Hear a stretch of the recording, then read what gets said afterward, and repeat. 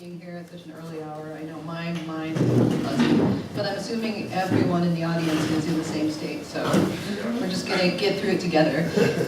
So first of all, I want to introduce these fantastic panelists. I'm really excited that we're all up here together. I think it's kind of a momentous occasion. I've never shared the stage with all of these women before. And so down on the end, we have Lara Pellicanelli, who is trained as an ethnomusicologist, but has written in the popular realm about gender issues and about many other issues for almost 2 decades, right? Yes. And you're also on the faculty at the New School, and you just took a new teaching position somewhere, right? It's adjunct teaching, but yeah, I'm going to be teaching at BARN, at this brand new micro college that they have at Brooklyn Public Library. Yeah, which I'm really proud of. I'll be at Eugene Lang next year. Yeah, and that's tuition-free college, right? It's a tuition-free college based on their college and prison model. Mm-hmm. So they decided if they could do it in prison, why not take the model and give people a free associate's degree. So there were 800 people who were interested in this program, and they whittled it down to an initial cohort of 60 who will earn a free associate's degree. Yeah. So I feel good about that. Yeah. Next, to my left, we have arts journalist Jordana Elizabeth. And Jordana writes for the Amsterdam News. You have a column there, right? You have a column there? I write every week. Yeah. Okay. 2 articles a week when I can. Okay. Also LA Weekly, the Ms. Blog, and you are the author of a couple books as well. Don't Lose Track, Volume 1, and The Warmest Low. Yes. Okay. And on my right is Natalie Winery. She is a staff writer for the Bleacher Report, and you also write about jazz for Jazz Times and Billboard. Yeah. Okay. All right. So I'm kind of assuming that you might have come here today with some general areas of curiosity, and I'm assuming you would like to know why there are so few women in jazz journalism. I mean, it wasn't like there was an incredibly large pool of women jazz journalists to draw from for this panel, for example. I think you're probably curious to know about how gender does or does not play into our coverage choices and into our writing itself. And I assume maybe some of you are wondering about how we built our careers. And hopefully we're going to address all of those kind of larger general issues along the way. But first of all, I think we should just get talking as a panel. And so, Natalie, I'm so fascinated by your joint work as a sports journalist and as a music journalist. Those are both male-dominated journalistic fields. Can you talk a little bit about, I don't know, the differences between them or similarities and just your experience? Sure. Yeah, I mean, they're definitely both sort of unconventional for women to approach. Sports way less so than jazz, if that needed clarification. I mean, sports being such a huge field, there are obviously far more women who are in the fold there. And I think for me, I mean, the primary difference, it's all entertainment coverage, right? You know, in the grand scheme. But sports is far more structured, you know, as far as your opportunities for access to the primary movers. You know, it's all very laid out, you know, you meet them in the locker room or you set up your phone calls and all this stuff. Whereas jazz, to really get entrenched in the jazz scene, you have to go out and you have to go to the jam sessions and go to the concerts and interact with musicians in ways that are really not regulated. And so I think that comes into this question of gender and, the questions we're talking about this year, where it's sexual harassment and stuff that's borderline, those issues become that much more pressing because you're dealing with men in all of these sort of environments that you would also deal with them socially, but it's part of your work. So with sports, that's less of an issue because it's just there's a lot more sort of rules and regulations around everything. And so is there a difference in the way you're received as a woman journalist in the sports world and in the jazz world? I mean, when you're interacting with, especially with male musicians or male sports figures? Yeah, I mean, it's interesting to think about because I think generally male athletes are more accustomed to the idea of a woman reporting on sports. than a male jazz musician would be the idea of a woman reporting on jazz or having any interest in jazz or, you know, that or any knowledge of it. You know, it's just kind of like, there's a lot more surprise generally when I say, oh, I really like jazz and I've been writing about jazz for a long time. Like everyone's like, really? You know, whereas, you know, the sports stuff, you get kind of general shock when you're talking to normal people, but within the industry, it's fairly accepted. You also brought up the issue of women as gatekeepers, and one role in which women serve as gatekeepers is as editors. Are there more editors? Are there more female editors in the sports world than in the jazz world? How does that play out? I mean, yes, but again, I think it's a question of numbers. You know, there's just so many more publications. Yeah. Like, if we're looking at places where you can write about jazz, it's like a fairly limited spectrum. But yeah, I just think in the jazz world, we have this idea that the most worthy people are the ones who succeed, or the ones who have the jobs that they possess, whether it's as musicians or editors or, you know, running nonprofit organizations. Just like at every level, there's less of this idea that like, oh, maybe we should consider diversity, you know, because like the music comes first, and like if the music is good, that's what matters, you know.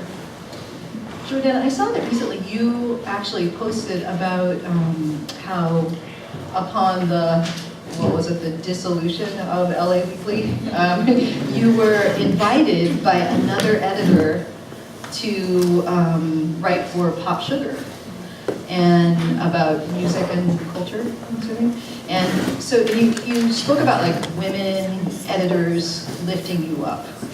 Can you say anything about that, about your experience? Women editors come get me all the time, when especially, and I'm relatively private on social media as time moves forward, and I get more immersed, you know, with my family and things like that. It's very interesting, and I do want to denote in regards to how I'm treated, you know, specifically in the jazz world, and I will get back to women editors. My editor, Christine Faye Mulroy, we're gonna get a cocktail after this at New York Amsterdam News. So she's been a supporter since 2013. I'm late on my deadlines every week. I'm sorry, but she's my friend. And you know, women editors have really stood by me. And yes, a woman at Pop Sugar said, hey, I'm a really big fan of your work. And we're doing a special project on for Black History Month, and we want to highlight Black women in the arts for Black History Month. So I was really honored, and so my niche has been carved out in regards to writing about Black women and women of color, and outside of Black women and women of color, women in experimental music, and women in alternative genres like metal and jazz.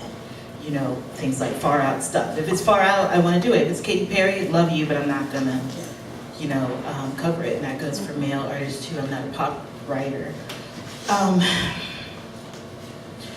You know, so as an African American woman in the jazz circles, I find it not necessarily easier, but I feel that it's easier for me to approach artists in jazz. And I've had, you know, my editor at Jazz Right Now, Cisco Bradley, is a 6'5" blonde, you know, guy who's a good friend of mine. But, you know, when he approaches certain women of color in jazz, you know, jazz musicians who are out in the club and stuff like that, they're like, I don't know. And I'm like, you know what, don't worry about it. I'll call her and I'll get the, you know, I have a friend who is a book buyer, and, you know, sometimes they'll want to get Black feminists writers and jazz writers, and then they're like, and don't worry about it, I'll call them, and usually they come. So you know, I do want to address, you know, the need for Black women in jazz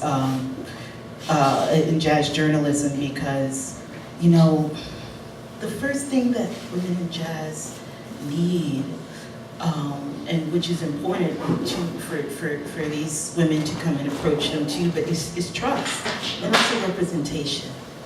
Right. And that is what I provide in my articles, general representation of Michelle Coltrane being on the screen, of Betty Carter being on the screen, knowing that it's a young woman who is actually connected with her on many different levels.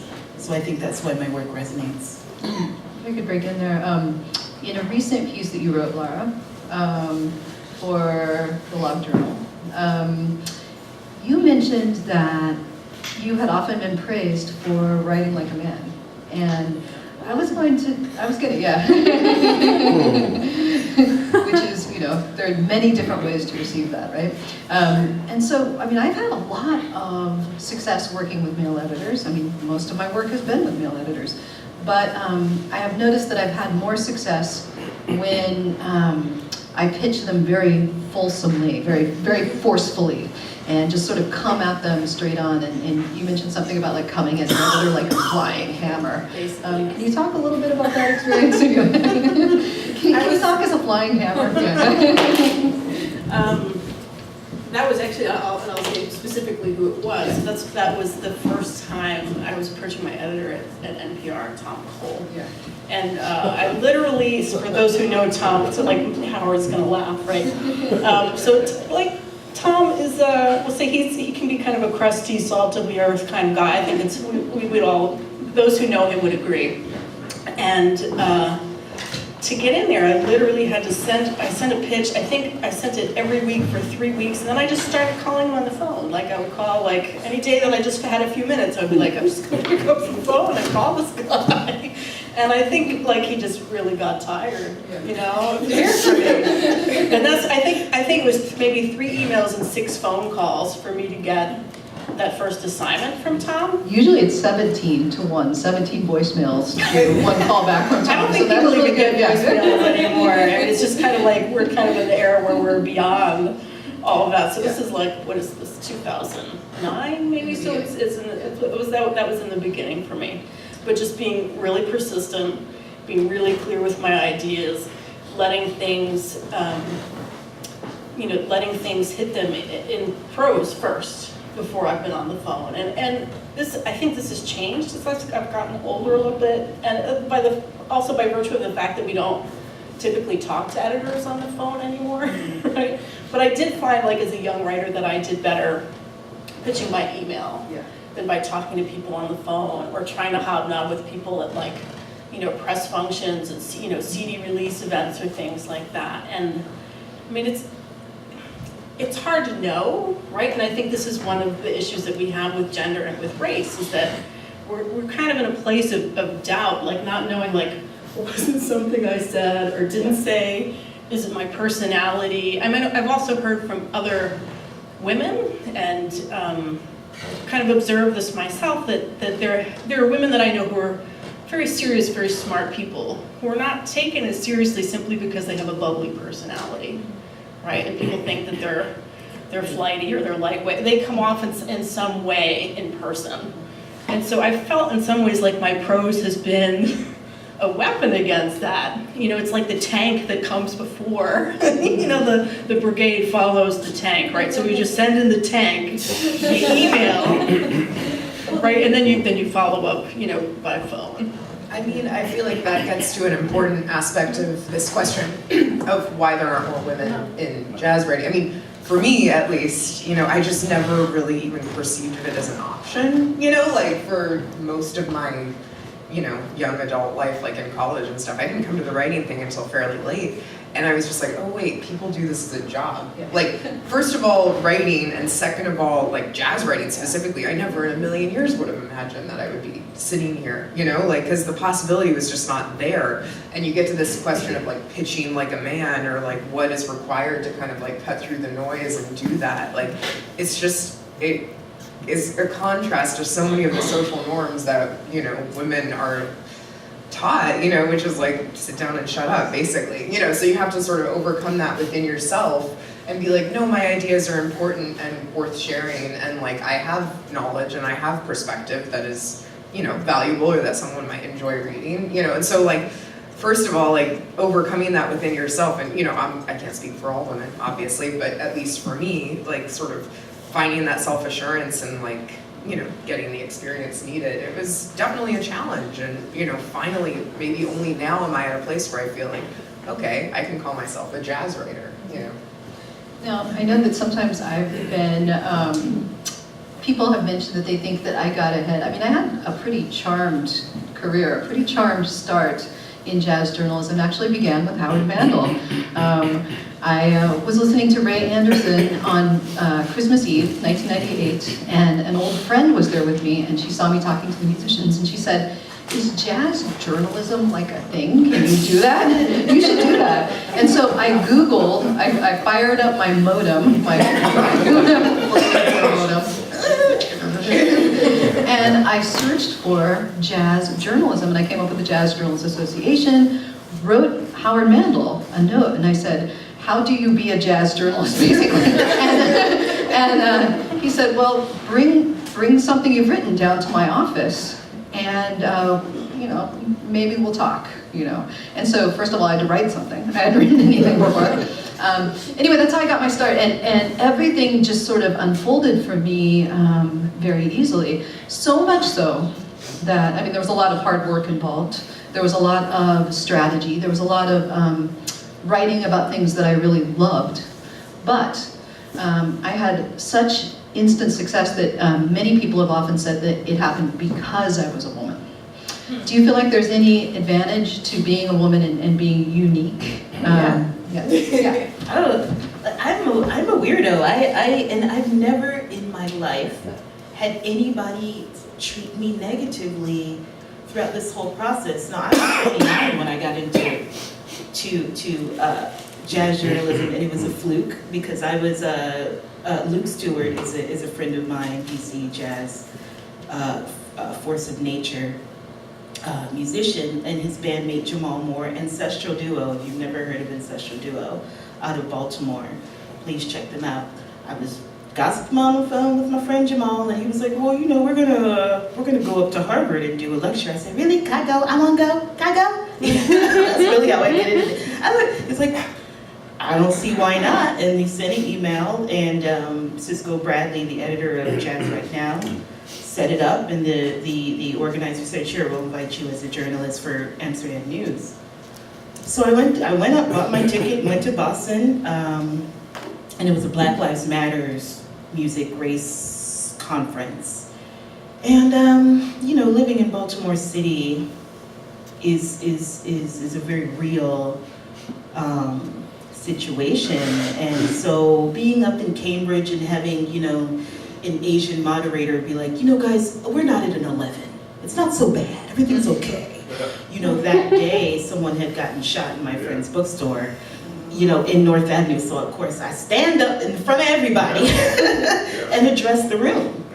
And that is pretty much how I got kind of discovered and basically on the lecture circuit and kind of, you know, able to sit here. But I do really quickly want to address being a woman and being bubbly. I feel you. Not that bubbly. Right. Anyone who knows me knows I'm really not that bubbly. Right, and it's funny, I had to fight as I got older to show my real bubbliness. I thought I had to hide it many times, you know, to get into jazz, and you know, I was kind of rough around the edges and tough, but inside I'm just always dancing. I'm like, "Hey, life is like in my little heart, I'm on a cloud, like, you know, skipping and stuff." So I've learned how to make that work for my career. Do you guys have any thoughts about the advantages of being a woman in a male-dominated field? I could just say one thing about radio, and that was one of the things that attracted me to radio as opposed to, you know, staying within the jazz publications, right? Because we know, like, you look at the mastheads of these magazines, and still there are very few women contributing to them. And you know, you kind of know within those circles that there's a pool of people, many of whom I see today, right, who we know and we value as members of that community.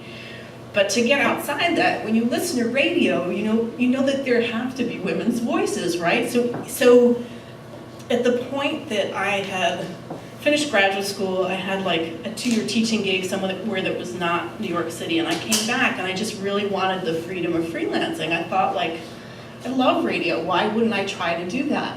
Why wouldn't there be a place for me there? And I had done 2 little pieces for Felix Contreras. So is that when he contacted you as part of that little module project? I that's can't right, remember, yeah. it was, I know that they wanted more female voices on air for jazz reviewing, and so I did 2 of those. I can't remember when it was. I might have still been a student, it might have been before I got my degree. And then afterwards, as I came back to New York, I thought, well, I did that. Let's see what I can get, what I can make happen there, And so just having a sense within that environment that there were more female editors, there were more female voices, that there was a value placed on actually hearing women's voices, like hearing them, like literally hearing them, was very motivating for me. I don't know that it was, how much of it was an advantage. I mean, there's kind of a certain bar you have to cross to be in radio, just because it's an overlapping skill set, but you need a few other things, right? You need to be able to use audio equipment and work through tape and be able to edit to a certain extent, right? So that there's a little bit more of a like a bar for entry than just writing for publication. So that if you have that set of skills, that's also an advantage. But I mean, just as far as the kind of question of whether being a woman is like an advantage, I think I want to separate the word advantage, I think, from having it helped my career in a way. Like, I think there's no question that I've gotten things because of tokenism. That I've been on podcasts or on panels or given gigs or, even my job as a sports writer, I feel comfortable saying that the reason I have the job is because they wanted a woman on staff, and they thought that my skill set would fit, but also they needed a woman, But I don't think that that's an advantage necessarily. I think it's compensating for a really long history of inequality. It's just like, it's the 1 step forward, 2 steps back thing. Like for every advantage, it's like that's compensating for a lot of different barriers, right? So if there happen to be a couple of women, for example, who report on jazz for NPR, it's simply kind of compensating for the lack of them in the print world to a certain degree. And I'll talk more about radio a little bit later when we discuss reviewing. But I wanted to kind of move on to some of the defining myths, I think, in jazz, and some of the ideas that I think affect how women are received in jazz journalism and in jazz at large. And one of these was raised by Natalie, and it's the idea that jazz is a music in crisis. And because it's a music in crisis, we're all discriminated against by the larger culture to a certain degree. And so in some ways that can enable or obscure wrongdoing. Do you want to talk about that a little bit? Sure. Yeah, I mean, I think it's just like, we hear it everywhere, like, jazz needs to be protected, Ryan Gosling saved jazz, like, whatever, it's just like, it's just the vernacular, around this music is that, like, it's this precious thing that needs to be guarded, and that as media members, we have a duty to, like, uplift it sort of unquestioningly.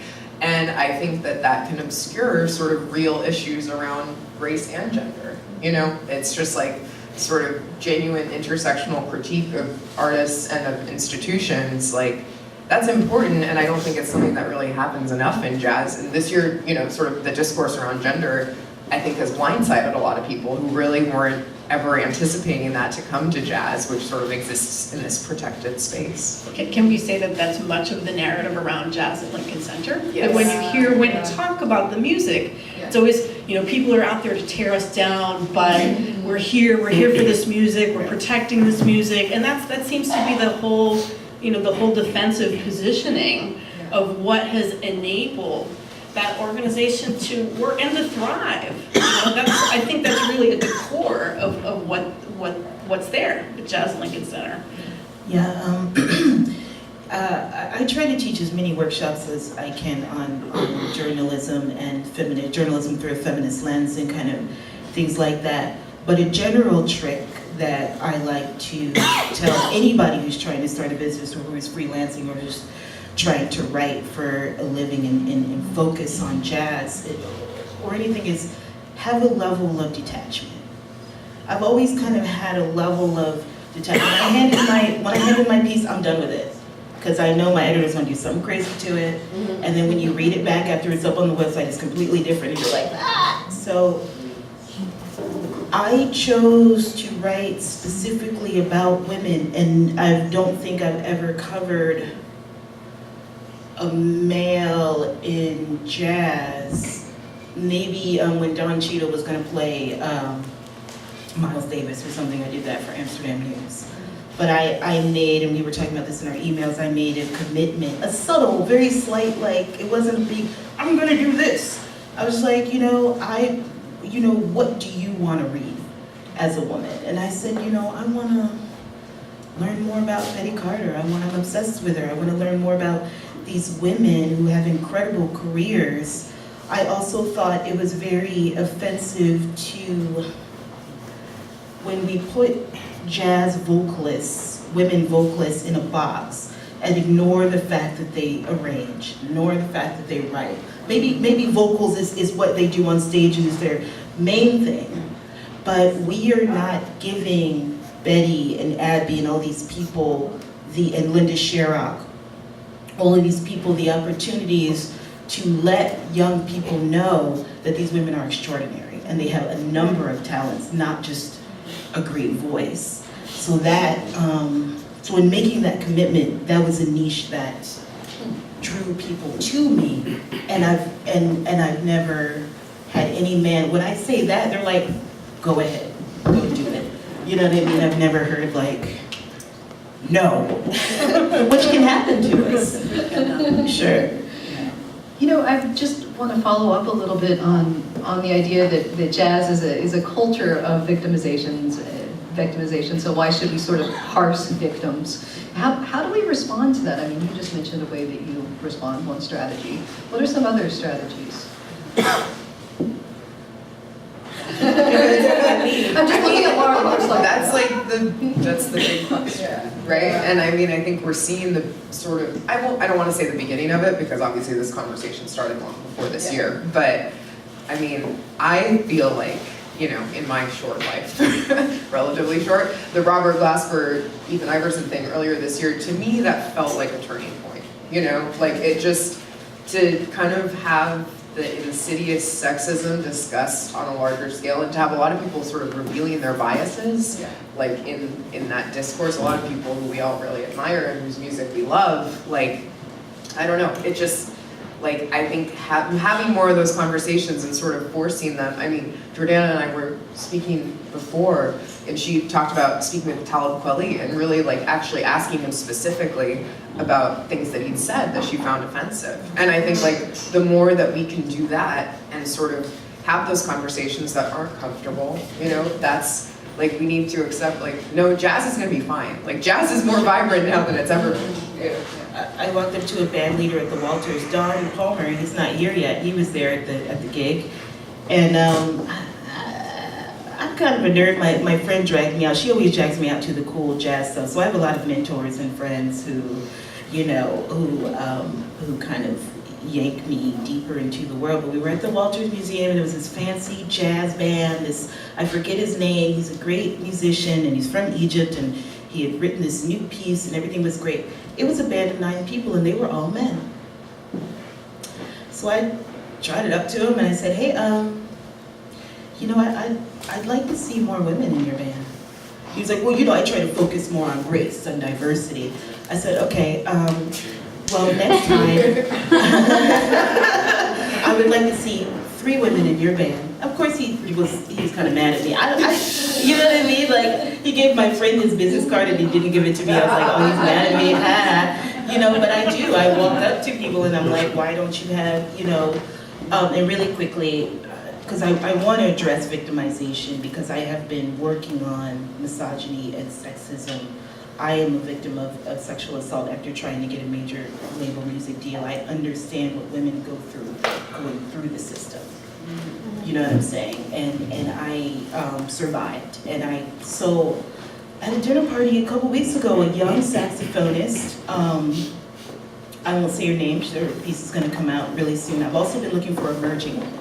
So I've been on the ground, in Baltimore, in DC, searching for emerging women, and they're very hard. They're very emotional and somewhat traumatized going through this system. So this young woman was sitting at a piano looking sadder than I'd ever seen, a lost puppy. And I sat next to her and I said, "What's going on?" She said, I'm tired of men. Right. I said, "Well, baby, that's gonna be okay. You just go date." I didn't know what she was talking about. And she said, "I was at a club last night and I was just trying to listen to music, jazz show. And these men kept coming up to me and they would not leave me alone, and I'm just so tired. I don't know if I want to play saxophone anymore. I don't know if I want to do this anymore." So she was quitting men and music. I said, "Baby, don't do it. They're fun. You just gotta, but I spoke to her and I gave her the reality of it, and I said, "Do you want to do this? Because if you want to do this, you've got to have a tougher skin. And you've got to have ways." I have my ways, like, "Excuse me, give me 3 feet. I'm just trying to have a good time right now. Nice to meet you," and move on. But if you internalize, the way you're treated. But she was crying and she wants to drop the saxophone, and I'll wrap this up. But there's also a young woman who I saw, 25 years old, queer black woman who I saw play McCoy Tyner to the point of tears.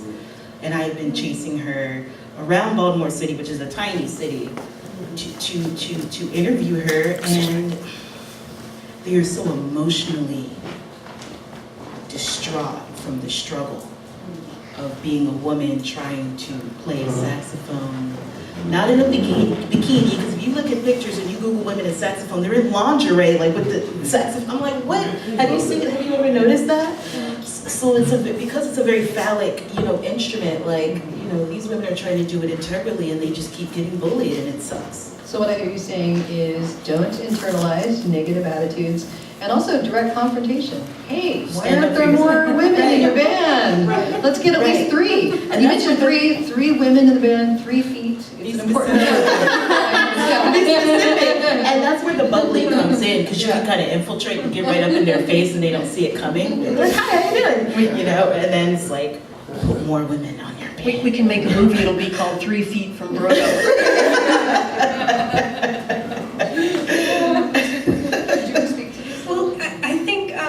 Just to follow up on what Jordana's saying, those are skills that nobody teaches you most often, and I think that's the real hard part about it, right? Because when we were here, right, there wasn't really anyone. I remember emailing my advisor at Harvard because I was like writing my dissertation. I was like, I'm at these bars and like people will come up to me and they're like, this guy at the Blue Note wrote this note on a napkin. I was just like, what do I do about this? And I'm like, do I drink? Do I not drink? She was like, well, in my experience, if you just have a white wine, spritzer, you'll be okay. That was the kind of advice that I got. It was like, white wine spritzer. So there was a lot, to figure out yourself. And I think the more that we have, organizations where women can come together, that there's a certain degree of mentorship that can happen in those relationships, which we didn't really have. There wasn't really anyone for us to ask those questions of, except that and there were certainly female writers who preceded us, and I'll mention Karen Bennett, and I'll mention Zoe Anglesey, and there are more, right? And there are also, we shouldn't be thinking that, okay, here we are, we're women writers and women musicians, but there are also women in publicity, women who are on radio, women who are audio engineers, women who have all these other important roles that support the music. So mentorship doesn't always come to us from another writer, right? So for me, it was great. It was great that I interned for Peter Watrous. It was great that I was an intern for Larry Blumenfeld, and those guys were great to me. But in order to pick up other skills, it was through being with Abby Lincoln, and through being with Shirley Horn, and through being with the musicians that I felt like I developed the skill set that I needed for a certain kind of hang, right? Because I wasn't going to get that from being directly with the guys, or I would have had to figure it out all on my own. Yeah, and I still learn from strong women musicians now. I mean, I recently interviewed Joyce Hammond, the violinist, who has worked with lots of avant-gardists, and she also has a long-running position as concertmaster for Phantom of the Opera on Broadway. And she and I were talking about having young children and working. And she said, of course, being a mother is the most fulfilling thing in the world, but I love getting on the plane to go to work because I remember who I am. And I was like, oh yeah, it's okay to like love getting on the plane and leaving your child sometimes, you know. And there's a As very long as there's a supervising adult with them. yes. Not just leave them I'm saying it to the camera. Not just leave them in security. Okay, I wanted to actually bring up another myth. We want to make sure that we cover a lot of ground, so we're going to have to move on. And that is, this came up recently, I think, as in reaction to the Me Too movement. And there is a young woman who shared a letter privately, a young woman instrumentalist, who shared a private letter with a few people, and I received this letter too. And in it, she described this, this abusive relationship that she's had with a preeminent musician, a highly lauded jazz musician. And what sort of came out in this letter was how he had used the myth that jazz's creativity depends on transgression to manipulate her into sleeping with him. He would say things like, the greatest artists, like Charlie Parker, they never observed social norms. They were loose, they were free, they were easy. And I think that there is this, and this has come up in a couple of conversations with my male colleagues who have said things like, you know, well, Art Blakey, he was basically running a brothel. So, you know, and so I think that there's this idea that genius excuses all manner of offensive behavior, including offensive behavior toward women. Do you want to say anything about that, Jordana? You seem like you're ready. Because it's hard for me, I feel even upset to have to say publicly, and I'm a little afraid to say publicly, but you know, Miles Davis beat all of his wives. I don't write about him, with all due respect. And when we start drawing these boundaries, because Miles Davis is documented, he's great, he's fine, but when we start drawing these boundaries, you know who I do write about? Betty Davis, when her album got reissued. Right. Nobody knows that Betty Davis was the reason why Jimi Hendrix and Miles Davis met. Right. Well, you know, you're cool. I'm just saying. You know, a lot of people don't know that they were married for a year and she changed his life to the point where he wrote songs and albums and was about to do this album with Jimi Hendrix before he died. See, history, when you leave these people's wives and families and sisters and daughters and brothers out, we are not telling even the man's full history. How do you tell full history when you don't talk about his damn family? It's not true. So I don't get it. And I don't understand how we can, you know.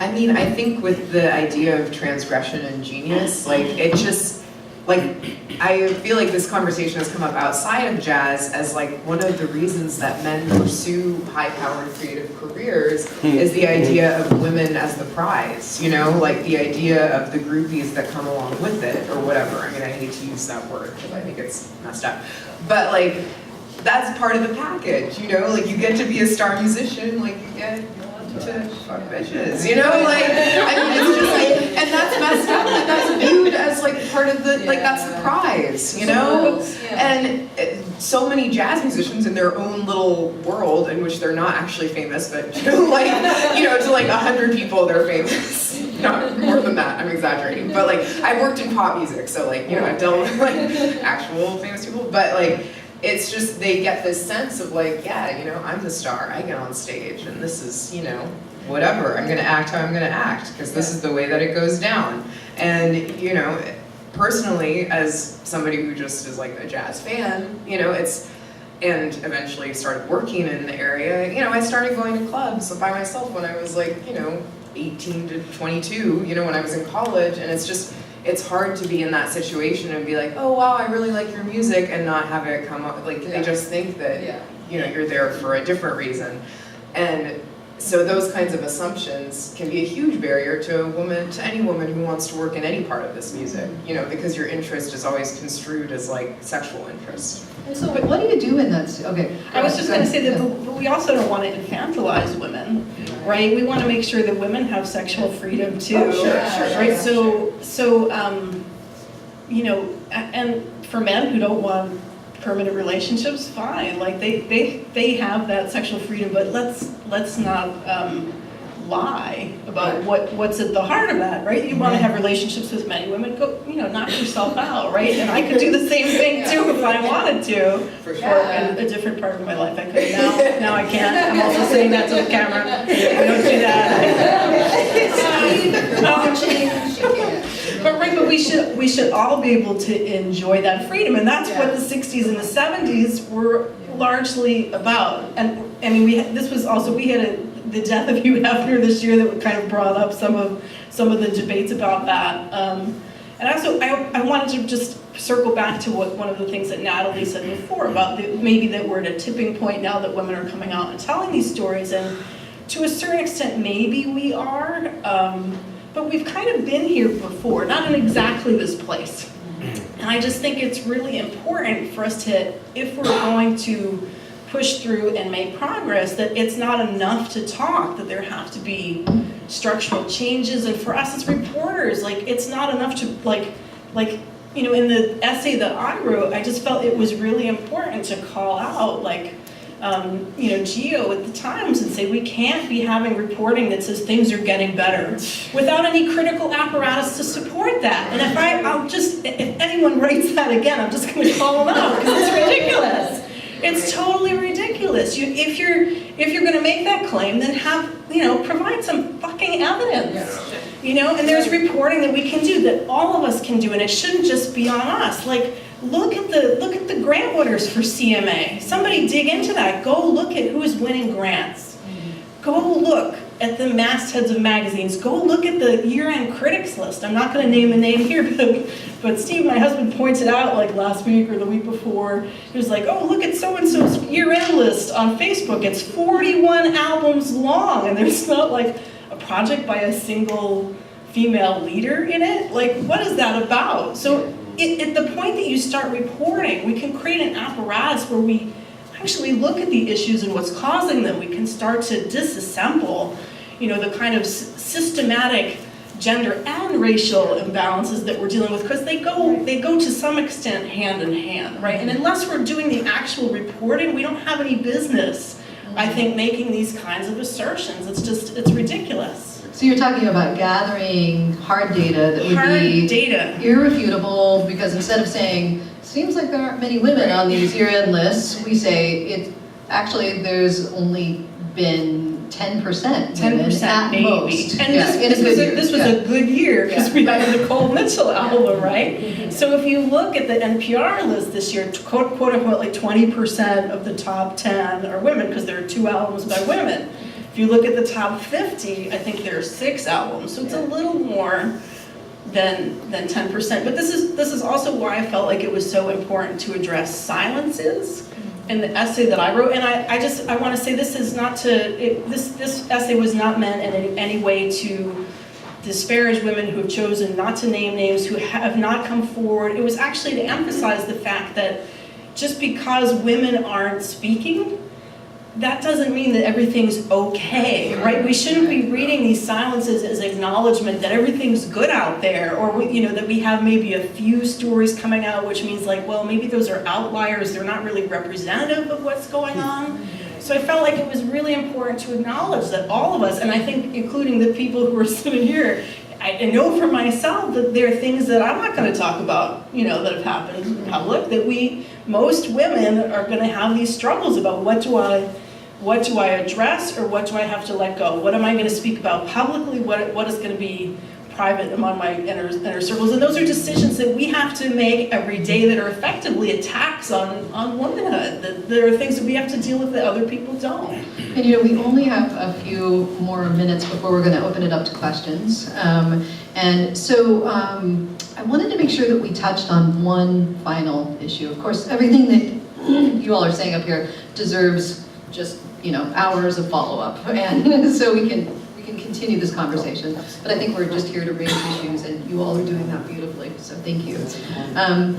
One thing that we discussed amongst ourselves a little bit was reviewing as women, and whether or not we review, whether or not we choose to review, and how to review when you know that there's an uneven playing field for women musicians. And if I can raise one more issue, how to review considering the idea that gender may be constructed into the music itself. Right. So this is a big subject, but I just want to touch on it briefly. So advice, and really quickly, teaching workshops as writers. I think all four of us should go to our hometowns and start teaching free workshops. That's what I've been doing in Baltimore City, and Micah and a few other Maryland Institute College of Art and Pratt Institute. I've pitched a class called Misogyny in Music, a History. How do you fit that into one semester? There's so much to pick and choose from. How do you do that? And put together a syllabus. And we can talk about that. But my work is generally surrounding survivorhood, but and teaching other young women. So my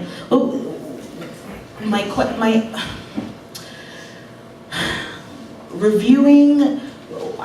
I preface saying that as a writer, I have a niche. So people come to me, and I got asked to review Here and Now, Tamika Reed's, trio and things like that. I think that as women journalists, and this is just a personal thing, I just drew boundaries from the beginning.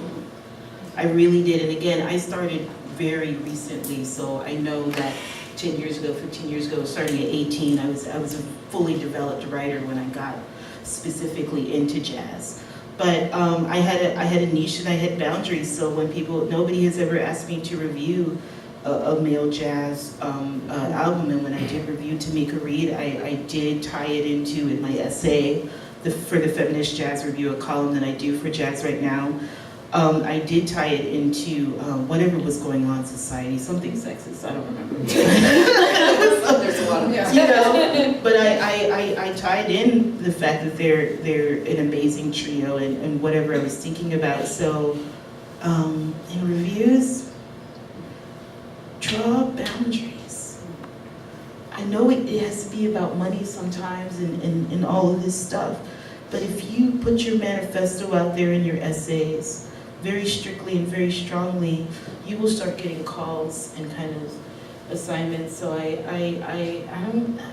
don't want to write about dudes. I just really don't want to write about dudes in jazz. Isn't there some value in trying to introduce more women into a more general reviewing environment?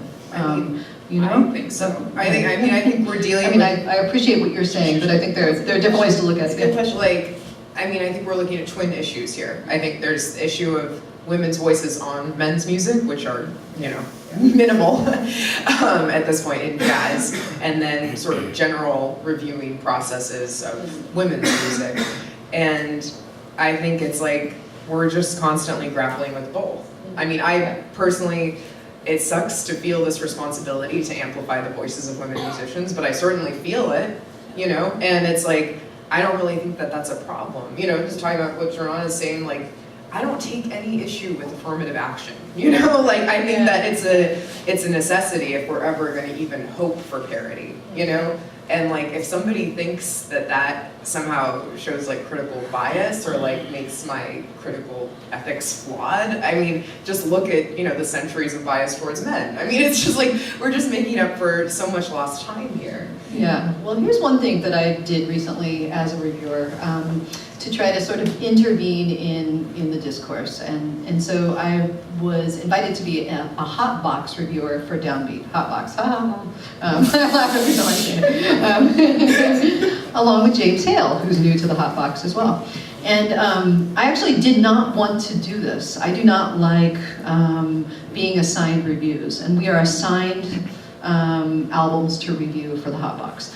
And I've always chosen to write about the music that I love and let that be sort of guide my work. But I chose to do this because I felt like they were making an attempt to diversify this space, and so I wanted to support that, so I chose to do it. Now, in the last month's roundup, we had several albums, 4 albums. None of them was by women, right? But there was a John Hollenbeck album titled All Can Work, after a series of emails that he shared with the trumpeter Laurie Frink. And so in my main review of Hollenbeck, I made half of the review about Laurie Frink. And so that's an example of how you can kind of intervene, write the story of women back into sort of the more general writing environment. I just wonder how useful these reviewing spaces are in our current age anyway, and it would be interesting to have a broader discussion about this sometime, because I mean, even 10 years ago, right, it's a craft to learn how to construct 250 words and fit in a small box, and I stopped doing it for a lot of reasons, one of which was I felt that my gender preceded me and people were trying to feed me things by women musicians, which felt unfair to me as someone who wanted to participate either more fully or not at all. So I just kind of pulled the parachute, cord on that. But I think it's also really important to remember that within music, we tend to think of criticism as being reviewing, and really criticism is much broader than that, right? So if we look at criticism purely as a means of evaluating the quality of recorded objects, then we're also not going to be seeing women. If we don't bring a critical apparatus to looking at people through profiles and through bigger think pieces, we're also not going to be able to address the kinds of bigger questions that we're dealing with. So for me, I've pretty much stopped reviewing, because I don't know how you do that when you know that certain musicians have had the benefits of, since the time they were literally in middle school, they've had advantages over women musicians, right? Let's tell it like it is, right? We know that bias starts against women musicians in their middle school bounds, if not before, and it continues through every level of their education. It continues in terms of how they're funded, how they're recorded, if they're recorded, what kinds of resources they have to make the recording projects happen. I don't know. I just don't know how to do that. I can't pretend that. So I just felt like it was more valuable for me to think of criticism in a bigger way, and to look at it and think, like, there's something that I teach in my classes where it's this guy Christopher Small, and the big question in some of his work is like, why are these people making this music at this time and in this place? And so a lot of what I do is an attempt to answer that culturally specific question, in which you can see women aren't invisible if you look at it through that critical lens, if you're looking to see how music's in dialogue with issues in contemporary culture. Well, I think also a lot of jazz criticism is predicated on something that the cultural theorist Eve Sedgwick called the paranoid model. And she was talking about texts in particular books, but I think it applies to music as well. And it's sort of the idea that you're always anticipating a problem in the music, diagnosing the problem, and that's what criticism is about. And that's what is so, I think, repelled me. For example, I was talking to a friend, here's what I mean by paranoid criticism. I was talking to a friend, an older male critic the other day, and I said, I was talking about Ron Miles' new record, and he was like, yeah, I didn't really like it. You gotta remember, I heard Clifford Brown. And so there, the assumption is, this is wrong because the problem is he's no Clifford Brown, right?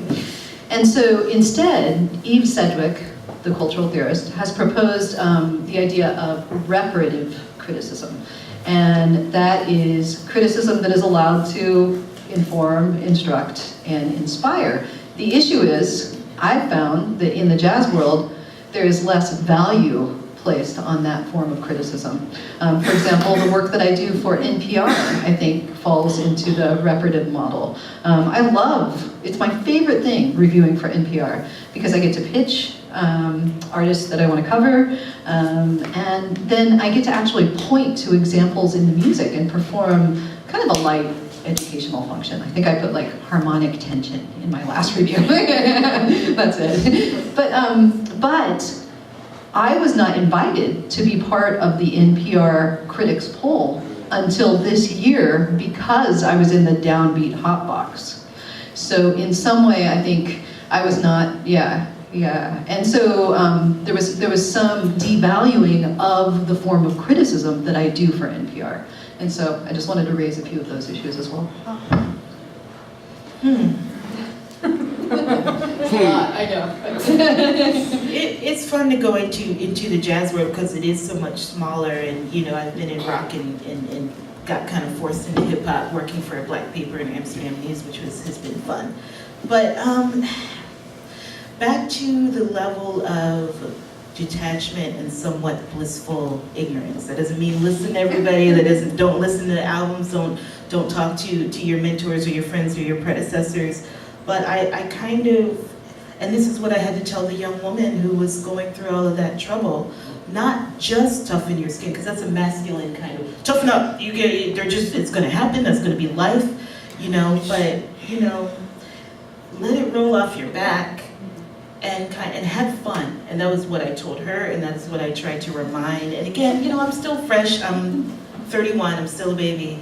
But we still got to remind ourselves that, like, goof off. We get paid to, like, goof off. Really, writing about music is like goofing off for a living. It's the bomb. So yeah, I mean, literally the way I do it, I meditate. I have a blissful, I watch cartoons with my partner's son, and I just really. And this year I came out about my survivor story in LA Weekly. I've had a tough year. I've had my sister journalists come out with their stories, so I've been in solidarity and I've been through a hard time, but the way to break through the boundaries with men many times is to remember that we're all privileged and that they're not the enemy, and I'm not saying we're saying this. Yeah. Absolutely not. Also, that a few of them are.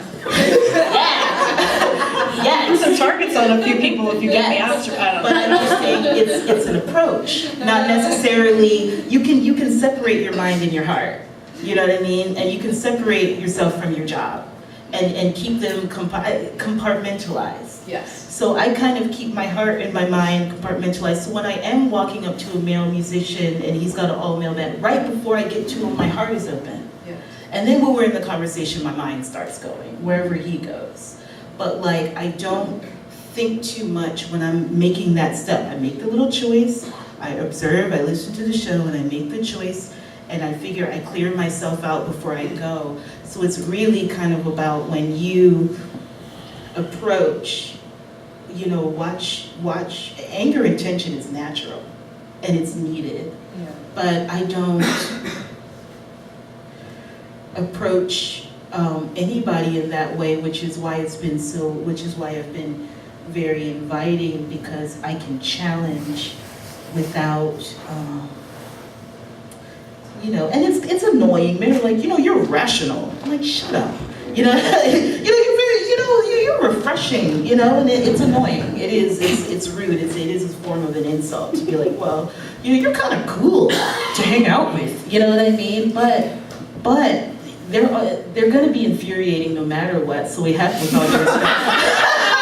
with all due respect. With all due respect. So you got to pick your battles and watch your emotions and pick. When this man says this, is he trying to irritate me?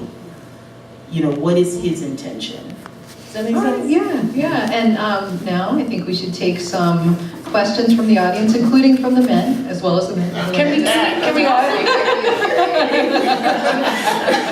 Can we also say thank you though? Because I just wanted to say thank you. I wasn't sure when I showed up today, like, if it was going to be an audience of all women, because in the past I've done panels like this, and typically the room clears of male audience members, and then it's mostly preaching to the choir. And it's really encouraging to see all of you here today. So I just wanted to say thank you for that. Thank you very much. Thanks for Thank coming. you. Yeah, I appreciate you being here. Yes, ma'am.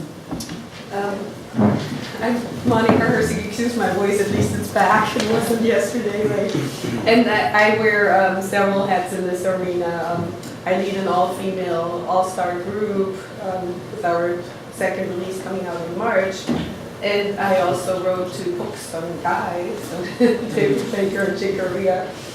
And leading the jazz research track at the Jazz Education Network, and then in academia. So one thing that I wanted to point out, and you got to it a little bit, that besides, the obvious issues of male against female, there's a lot of psychological hurdles and a lot of hurdles how we teach jazz very early on that we need to attack. So for example, 2 of my colleagues did very good dissertations on the topic, Ariel Alexander and Natalie Winery. And Natalie really drilled in looking what's going on in middle school, high school, and beyond. Middle school you have half and half. You get to high school, it's about a third. And you get to college, there are very few students and no instrumental jazz female full-time faculty. That's just close. So something's going on. And when she drilled in, it was several things. A, starts with the instrument choice, right? You play the trumpet and you play the flute, where it gets divided. And B, when improvisation is introduced in middle school, this is for girls in puberty, the worst time where you can ask any girl to step up in front of the class and try something that's risky, where you might look silly in front of your mates. But the guys go, yeah, I'm gonna do it. So this is where the divide starts, and it's true. So very few go through and actually get to that level because the divide starts so early, and the opportunities start diminishing. So I'm hoping, in your writing, maybe help us drill into that a little bit more to get to some of those roots that make everybody better and help with that. Okay, thank you for that suggestion, Monica. Thank you. Does anyone else have a question? In the very, very back. Who's back there? Akula Dixon. Hey. Thank you. And I've been a professional working musician in many environments for the past 50 years, okay? And I've observed something, we're all discussing this and it's wonderful, but just sitting here, there's 21 pictures. There's one woman and she's a singer, okay? I look at the listings for jazz festivals, jazz concerts that are even set up by women promoters. There are never any women, okay? Never. The question is, what are we going to do about it? What is possible to do about it? It's nice to bitch and fuss about it, but what can be done about the fact that there's 21 pictures here, one singer? There's been tons of women instrumentalists, and I have to say this even for myself, we don't get opportunities. The opportunities that I've had in this business, I've gotten jobs that the guys couldn't do, okay? Those are the ones I've gotten called for and achieved and done, okay? And after that, they do something easier to get somebody else. So, but what can we do?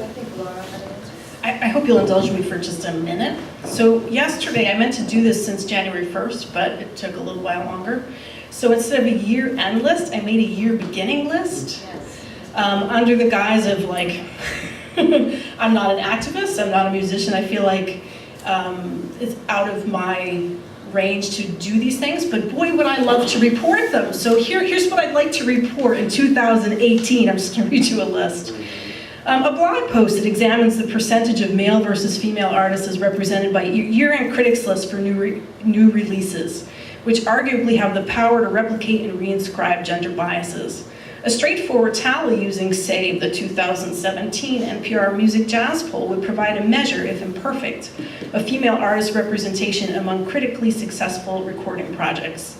That exercise in and of itself couldn't help but raise the question, Why are the numbers of women on these lists so low? 2, a news story on the establishment of support services for women musicians by perhaps, I don't know, the Jazz Foundation, AFM Local 802, or Music Cares, whether specifically for women in jazz or those who work in all styles and genres. These support services include counseling for those who have experienced harassment, like the new Help Musicians UK mental health support line, which you can Google in the UK, and pro bono legal services for those who'd like to know what recourse they might have if they've been subject to discrimination. A news story, this is number 3, a news story on a series of workshops sweeping the jazz community that teaches us how to be effective allies. These workshops will take place in university music departments across the country, through the Jazz Education Network, and at the next Jazz Congress and elsewhere.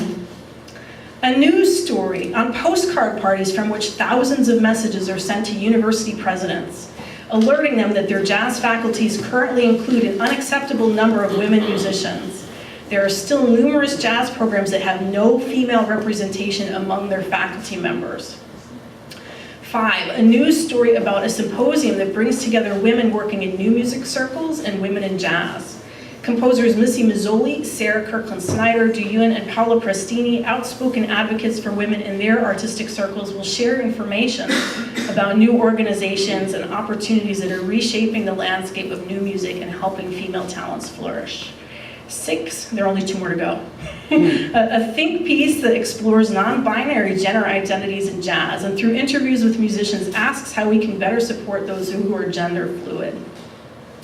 And 7, last but not least, a think piece on the end of the panel discussion as jazz's preferred method of publicly exploring critical issues, and the beginnings of a movement that instead favor workshops, sit-ins, letter writing campaigns, hackathons, protests, and other types of events that activate the community and offer practical solutions. So that's my 2018 year beginning list. A 7-point answer to what can we do. And if anyone wants to see it, it's a public post on my Facebook page. If anyone wants to look at it. You know, I am an activist, and I say protest. I don't go.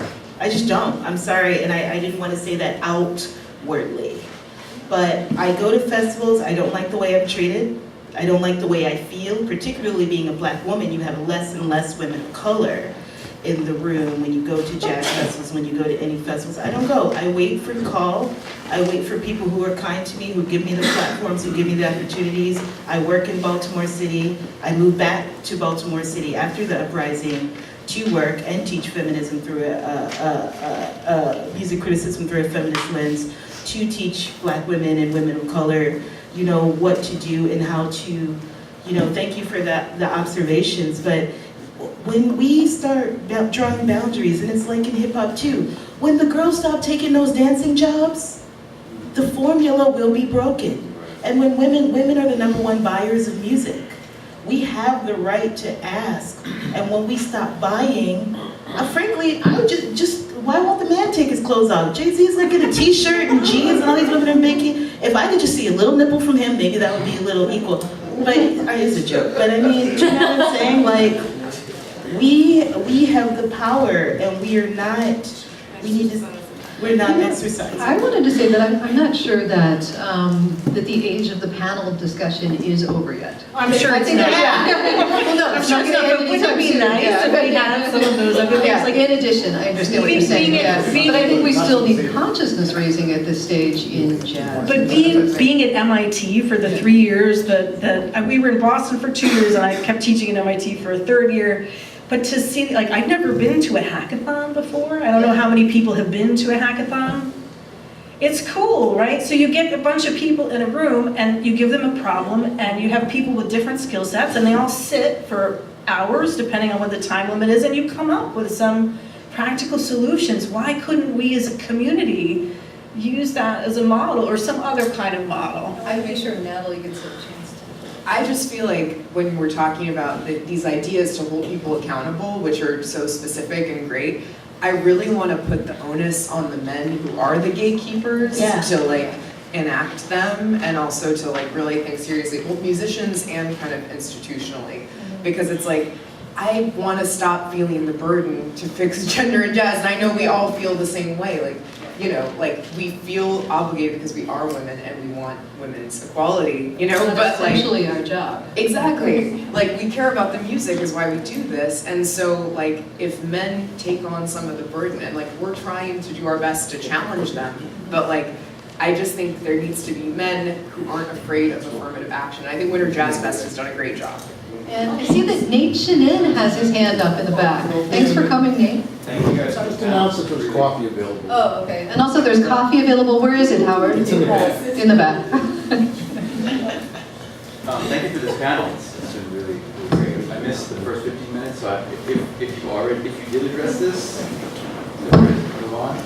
But I'm thinking about something you said, Michelle, the last time I saw you on a panel, which was in Harlem. Yeah. You brought up intersectionality, and you posed a question that amounted to, you know, I wonder the extent to which the jazz establishment and its focus on racial issues and racial justice historically, which is still by no means a resolved issue. There's still a lot of work to be done there.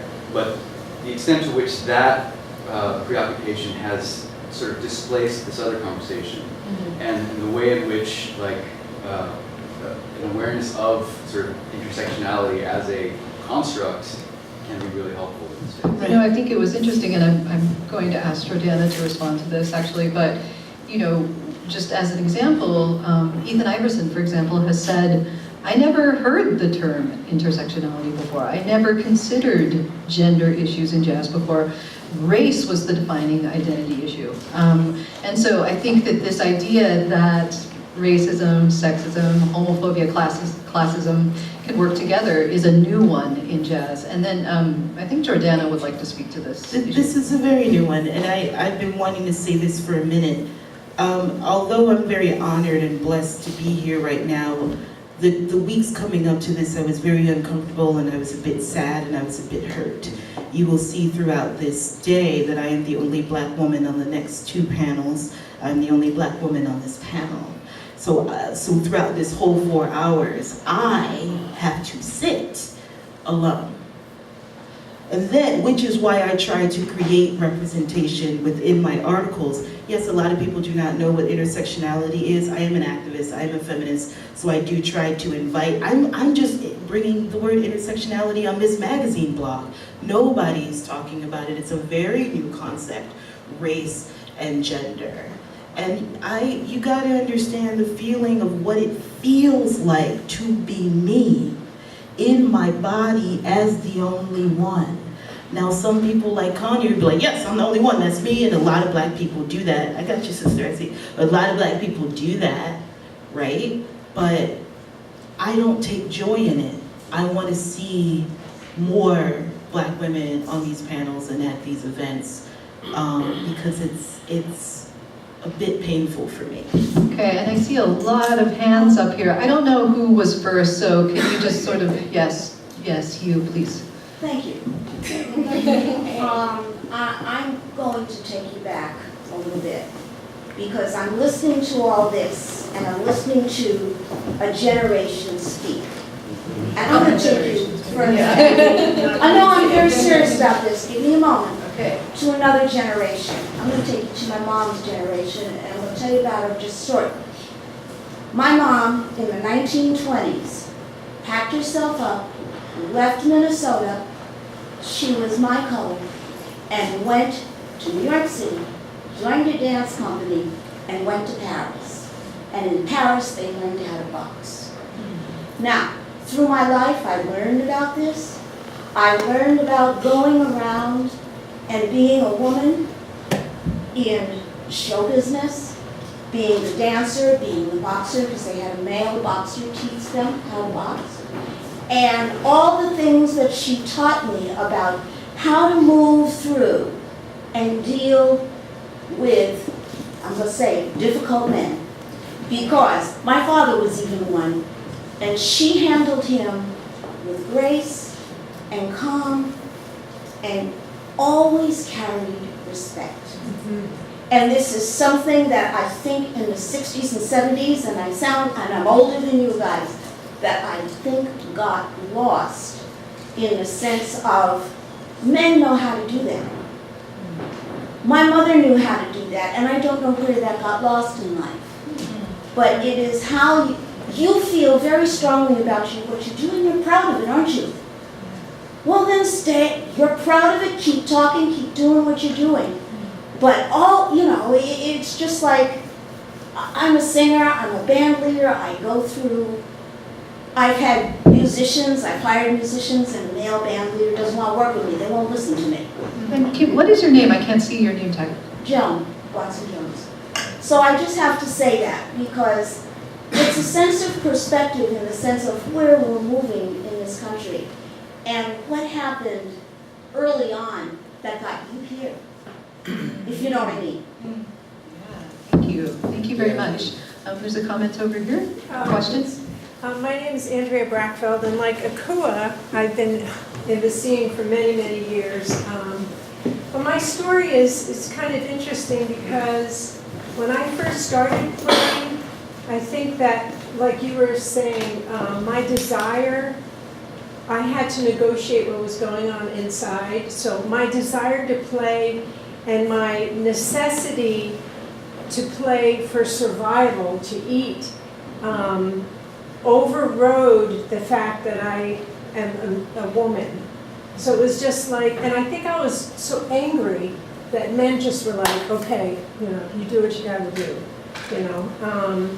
So I just worked, maybe I was harassed and maybe I told them all to screw off, I can't quite remember, and again, it's another generation. But what's interesting now, and I used to play a lot of Latin music, and I was always the only woman, and people would always say, oh, what's it like to be with men? And I don't know, what's it like to be with your father? What's it like to be with your brothers, And then recently, like back in 2008, I decided to really focus on jazz. And since I'm a flute player and not a doubler, I get all kinds of interesting challenges that I kind of look at and I say, okay, maybe you're not hiring me because of one, two, three, 4, or 5 reasons, but my strength lies in my music. And if my music is not strong and if it's not representative of who I am, there's nothing else is going to work.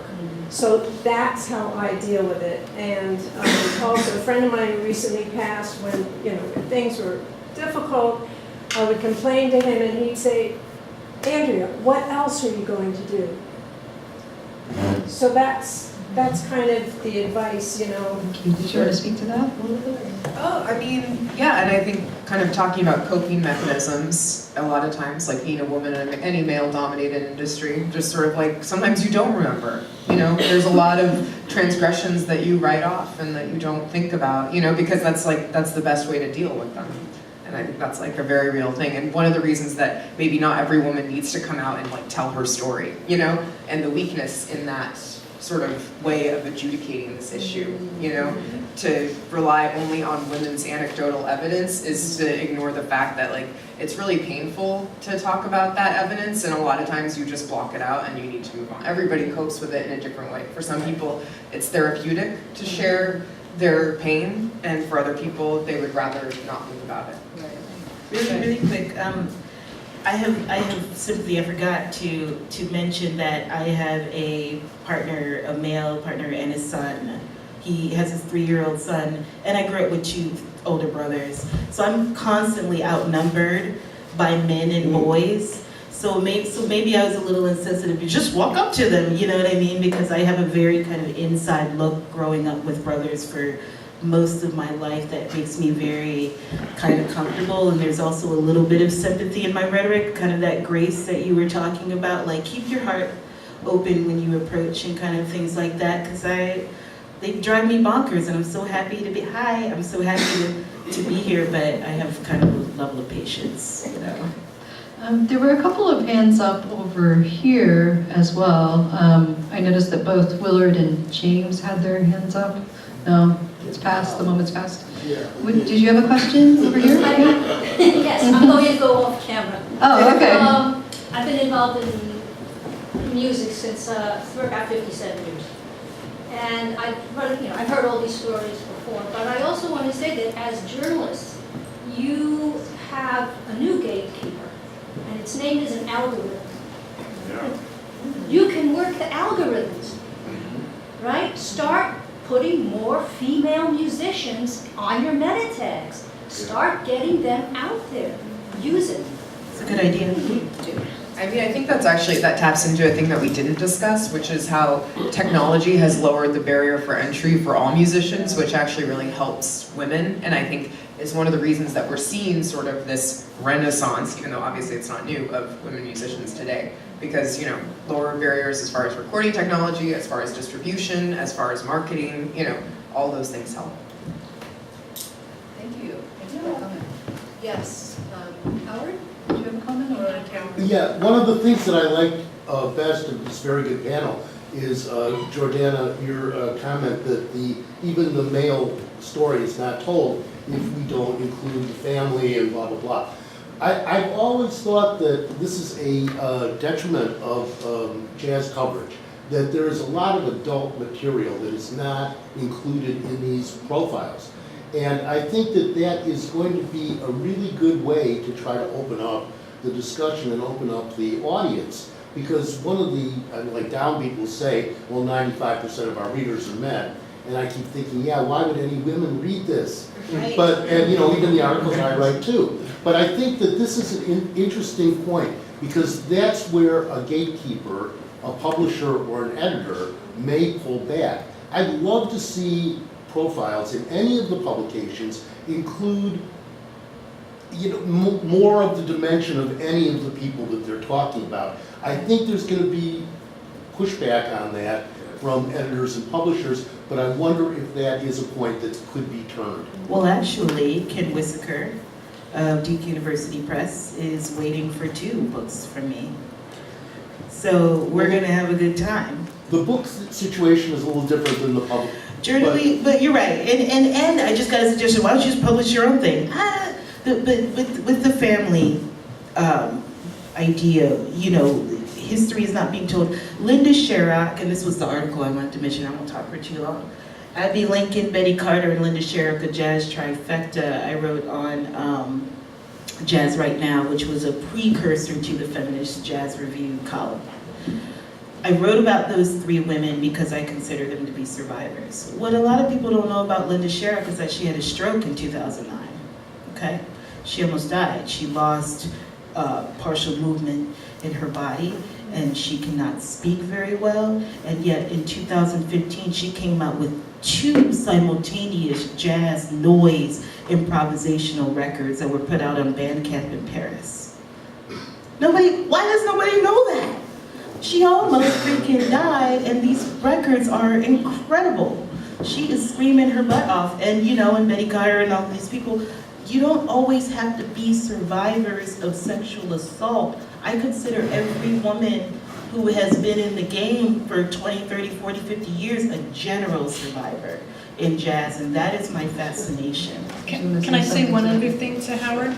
It's not just about including families, it's about people who are in relationships that have a professional context, right? So it's very possible to read an article about Max Roach where there's no mention of Abby Lincoln. It's really hard to find an article about Abby Lincoln where there's no mention of Max Roach. So what we're talking about is having a greater level of parity and including women as collaborators on that kind of level. Yeah, right? but for example, I think that most people know how forceful a presence Susan Schofield has been in John Schofield's career, but how often is that really mentioned or explored in articles? I just want to really quickly resist the idea that women only are interested in reading about things that include women, and also that include details of personal lives. I think that's kind of a cliche that we just take for granted. Women, the style section, they just want to know about the home life and stuff. you know, I like to read jazz magazines that just write about jazz, you know, music, you know. I just think that we just have to like step back, like it's better for everyone. It's not just better for including, like for diversifying readership, it's just like presenting a more holistic view of what's going on. Thank you, that's a great point. We only have time for one more question, and My name is Susan Brink, and there's a summer jazz institute attached to a university in my area, and they bring in wonderful musicians for faculty, and they bring in wonderful guest musicians. And every year I sit down and I wait, and I notice there's never, except once there was Linda O, brought in with another band. There's never any female faculty at all. So when I was asked to cover it, I asked the very well-respected musician educator who's chairing the institute, has there ever been a woman on faculty? And there was dead silence. You could hear the shock. Because he was just telling me how important, even if all the students weren't going to become musicians, they're building a moral fiber and learning how to deal with things in life. And I'm thinking about the stories I know women musicians tell me. They're not necessarily going to tell their male clinicians. They need women to mentor. This is where it happens. So I said to him, let me understand this. In 28 years, you haven't had one female faculty member. He said, no, I don't think we have. I said, but you have female students. Yeah. So I was pretty confident after the conversation that the next year there was going to be, and I was waiting for it. And the next year, they announced the slate, and there was not a woman on it, except he unfriended me on Facebook.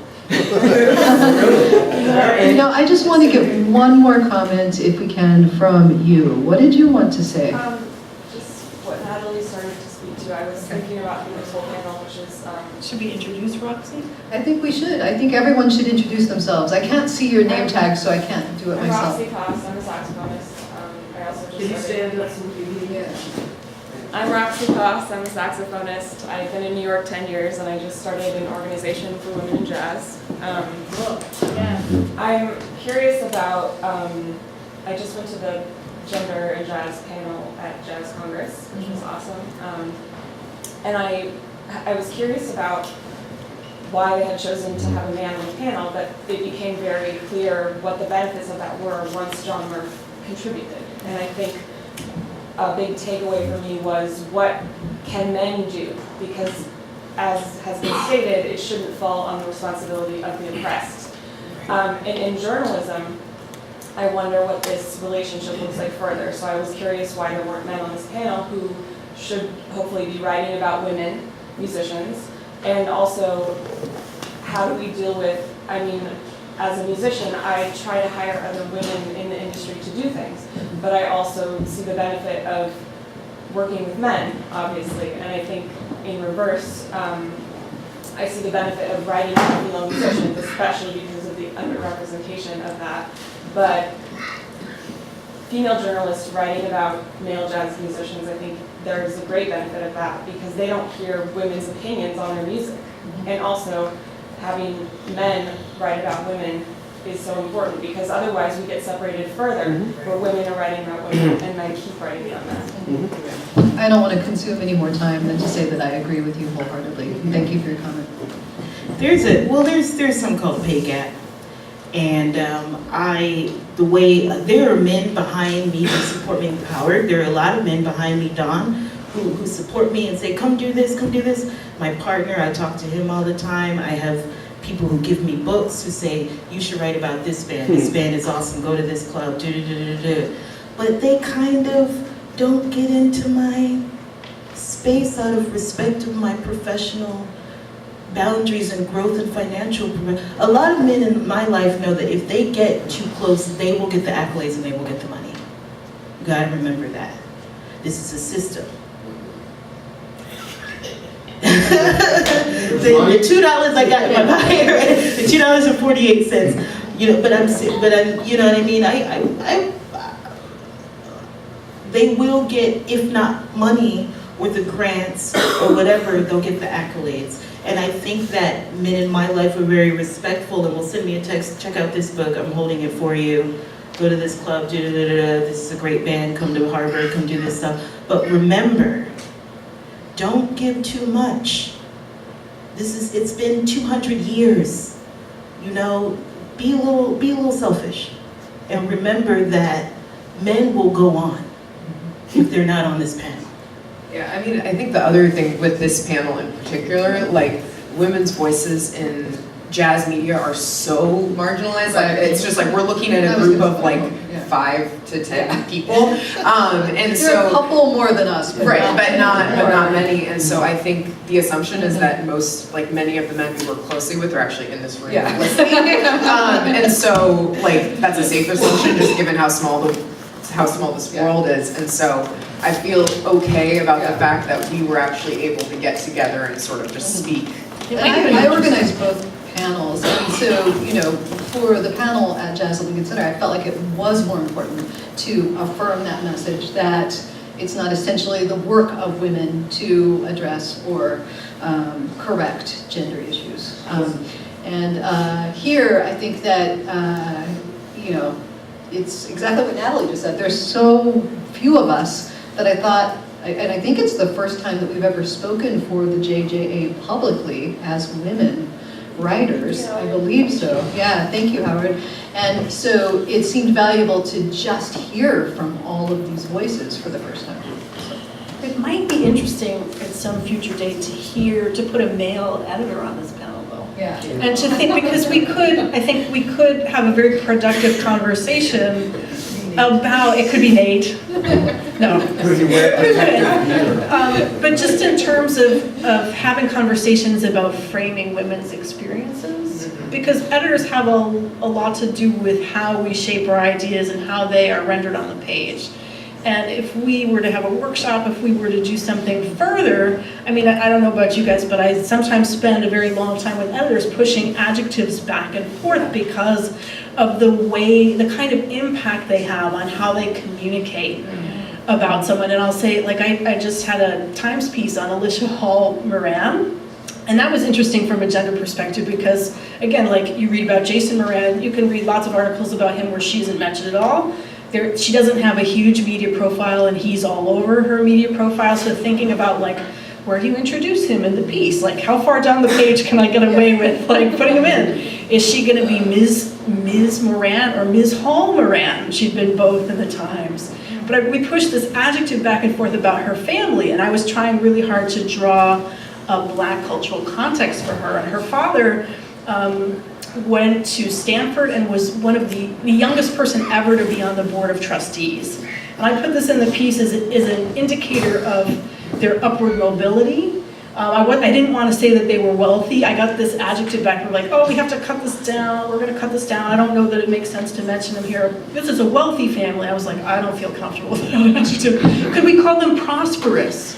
No, that's too 19th century. How about well off or comfortable? I'm like, no. Like, these are people who worked really hard. Like, so we had this really long exchange about one adjective in the piece that wound up being affluent. We kind of came together in the middle.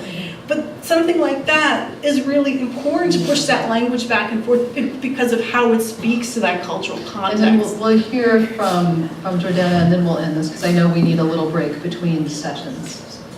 I'm gonna hang out with Cisco Bradley, my editor, after this. Like, again, like, there's almost like everybody has different times and boundaries and stuff like that, and we're gonna, so, like, remember that, like, not everybody has to come together all the time, and men are tedious. Most of my editors are women. I can't do the, like, but this has already been said. I work intrinsically, like, and if I can't, and women editors kind of understand, like, there's a very open way that I do with my work in regards to kind of energy and vision, what I'm doing. I am working on a piece on emerging women saxophonists, by the way. I've been working on it for a number of months. You sisters seem to be a bit elusive. It's very hard for me to, like, pin you guys down, and, like, but I am doing that because I do struggle with with what you sisters go through, and so I would like to talk to you about that. But get your space. You don't always have to have everybody in your world and on your project, and choose who's right for you and who works well with you, not just because they're a man or because you want to bring women in. You know what I mean? Okay, and I just want to thank you all for being here again, and let's have a round of applause for the panelists. I love the idea that in the future, if we address gender issues in journalism, jazz journalism, or broader journalism, that we come up here and speak in different configurations. But I think this was a nice, productive first conversation. So thank you all.